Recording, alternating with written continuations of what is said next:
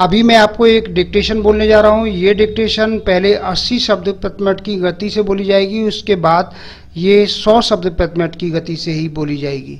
तो आप लोग डिक्टेशन लिखने के लिए तैयार रहें। किसी कारणवश आप लोगों की स्पीड नहीं बन पा रही है या गलतियाँ आप लोगों की अधिक आ रही हैं, आउटलाइन ठीक प्रकार से नहीं बन पा रही हैं, बिल्कुल स्टार्टिंग से आप लोग सीखना चाह रहे हैं, तो आप हमारी ऑनलाइन या ऑफलाइन क्लास ज्वाइन कर सकते हैं। क्लासें सुबह और शाम दोनों ही समय चलती हैं। एडवांस आउटलाइन की बुकों को ले सकते हैं। बुक खरीदने पर आपको 5 दिन की फ्री ऑनलाइन क्लास दी जाएगी। यदि आप ऑनलाइन क्लास ज्वाइन करते हैं तो एक बुक आपको फ्री दी जाएगी। अधिक जानकारी के लिए आप मेरे कॉन्टैक्ट नंबर पर कॉन्टैक्ट करके मुझसे जानकारी प्राप्त कर सकते हैं, कैसे बुकों को खरीदना है और कैसे क्लासों को ज्वाइन करना है। तो अब मैं आपको डिक्टेशन बोलने जा रहा हूँ। आप डिक्टेशन लिखने के लिए तैयार रहिए। रेडी। भारतीय अंतरिक्ष अनुसंधान संगठन इसरो ने चंद्रयान 2 की नाकामी के महज 4 साल बाद ही चंद्रयान 3 का सफल प्रक्षेपण कर सचमुच देश को गौरव का क्षण दिया है और यह उम्मीद जगा दी है कि भारत जल्द ही चंद्रमा पर पहुंचने वाले चुनिंदा देशों के क्लब का हिस्सा बन जाएगा।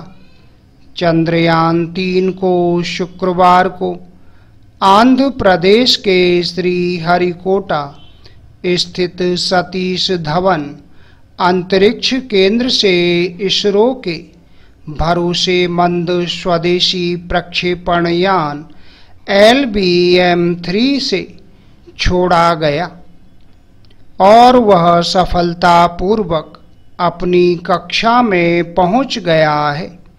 दरअसल किसी भी अंतरिक्ष यान के प्रक्षेपण में हर चरण अहम होते हैं और भारत ने अब अपने PSLV ध्रुवीय उपग्रह प्रक्षेपण यान GSLV भूस्थैतिक उपग्रह प्रक्षेपण यान और GSLV मार्क 3 जैसे प्रक्षेपण यानों के जरिए उपग्रहों के प्रक्षेपण में महारत हासिल कर ली है। वास्तव में GSLV मार्क 3 को LBM-3 भी कहा जाता है और जुलाई 2019 में चंद्रयान 2 का प्रक्षेपण भी इसी के जरिए किया गया था, लेकिन उसका लैंडर चंद्रमा की सतह से महज 2.1 किलोमीटर की दूरी पर जाकर भटक गया और यह अभियान ध्वस्त हो गया था। ऐसे में हमारे वैज्ञानिकों की यह वाकई बड़ी उपलब्धि है कि उन्होंने खुद को बहुत कम समय में पिछली नाकामी से उबार लिया है।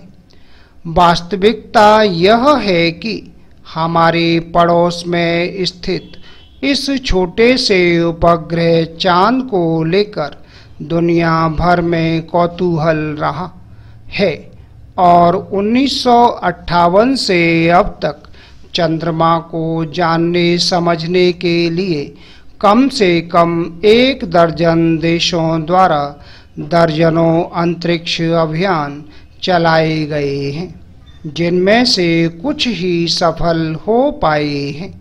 अब तक अमेरिका, रूस, पूर्व सोवियत संघ और चीन ही चंद्रमा तक अपना यान भेजने में सफल हुए हैं और यदि सब कुछ ठीक ठाक रहा तो 23 अगस्त को चंद्रयान 3 के लैंडर के चंद्रमा की सतह पर पहुंचते ही यह उपलब्धि हासिल करने वाला भारत चौथा देश बन जाएगा।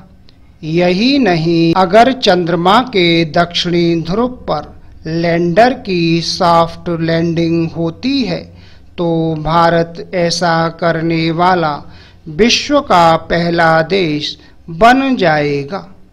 कहने की जरूरत नहीं कि इस अभियान ने अंतरिक्ष के क्षेत्र में भारत को लेकर नई संभावना पैदा कर दी है। चंद्रयान 3 चंद्रमा के दक्षिणी ध्रुव में खनिज और पानी की संभावनाओं का पता लगाएगा, जिससे संभव है कि चांद से जुड़ी फतासियों को हकीकत में बदलने का मौका मिलेगा। Full stop. तो दोस्तों, ये थी 80 शब्द प्रति मिनट की डिक्टेशन। अब मैं आपको 100 शब्द प्रति मिनट की डिक्टेशन बोलने जा रहा हूं। आप लोग डिक्टेशन लिखने के लिए तैयार रहिए। रेडी।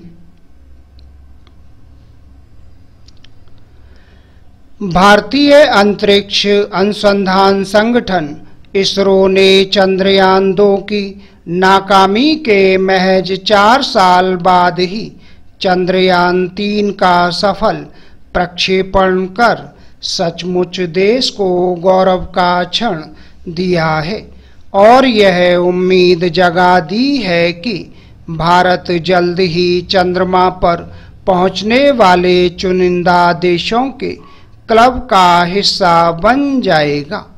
चंद्रयान 3 को शुक्रवार को आंध्र प्रदेश के श्रीहरिकोटा स्थित सतीश धवन अंतरिक्ष केंद्र से इसरो के भरोसेमंद स्वदेशी प्रक्षेपण यान LBM-3 से छोड़ा गया और वह सफलतापूर्वक अपनी कक्षा में पहुंच गया है। दरअसल किसी भी अंतरिक्ष यान के प्रक्षेपण में हर चरण अहम होते हैं और भारत ने अब अपने PSLV ध्रुवीय उपग्रह प्रक्षेपण यान GSLV भूस्थैतिक उपग्रह प्रक्षेपण यान और GSLV मार्क 3 जैसे प्रक्षेपण यानों के जरिए उपग्रहों के प्रक्षेपण में महारत हासिल कर ली है।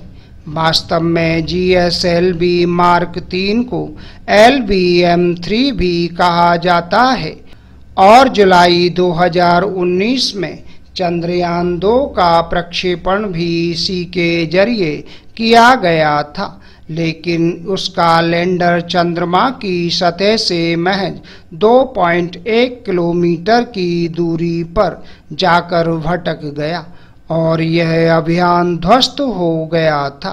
ऐसे में हमारे वैज्ञानिकों की यह वाकई बड़ी उपलब्धि है कि उन्होंने खुद को बहुत कम समय में पिछली नाकामी से उबार लिया है। वास्तविकता यह है कि हमारे पड़ोस में स्थित इस छोटे से उपग्रह चांद को लेकर दुनिया भर में कौतूहल रहा है और 1958 से अब तक चंद्रमा को जानने समझने के लिए कम से कम 1 दर्जन देशों द्वारा दर्जनों अंतरिक्ष अभियान चलाए गए हैं, जिनमें से कुछ ही सफल हो पाए हैं। अब तक अमेरिका, रूस, पूर्व सोवियत संघ और चीन ही चंद्रमा तक अपना यान भेजने में सफल हुए हैं और यदि सब कुछ ठीक ठाक रहा तो 23 अगस्त को चंद्रयान 3 के लैंडर के चंद्रमा की सतह पर पहुंचते ही यह उपलब्धि हासिल करने वाला भारत चौथा देश बन जाएगा। यही नहीं, अगर चंद्रमा के दक्षिणी ध्रुव पर लैंडर की सॉफ्ट लैंडिंग होती है तो भारत ऐसा करने वाला विश्व का पहला देश भी बन जाएगा।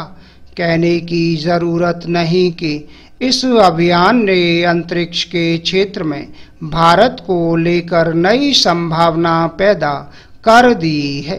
चंद्रयान 3 चंद्रमा के दक्षिणी ध्रुव में खनिज और पानी की संभावनाओं का पता लगाएगा, जिसमें संभव है कि चांद से जुड़ी फतासियों को हकीकत में बदलने का मौका मिले।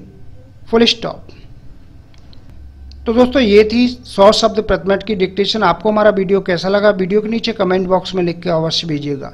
शॉर्ट हैंड संबंधी अधिक जानकारी के लिए आप मेरे कॉन्टैक्ट नंबर पर कॉन्टैक्ट करके मुझसे जानकारी प्राप्त कर सकते हैं, कैसे बुकों को परचेज करना हो, कैसे क्लासों को ज्वाइन करना है। आशा है आपको हमारा ये वीडियो पसंद आया होगा। इसी प्रकार से मैं आपके लिए और भी अच्छे वीडियो लेकर आता रहूँगा। तब तक के लिए जय हिंद, वंदे मातरम।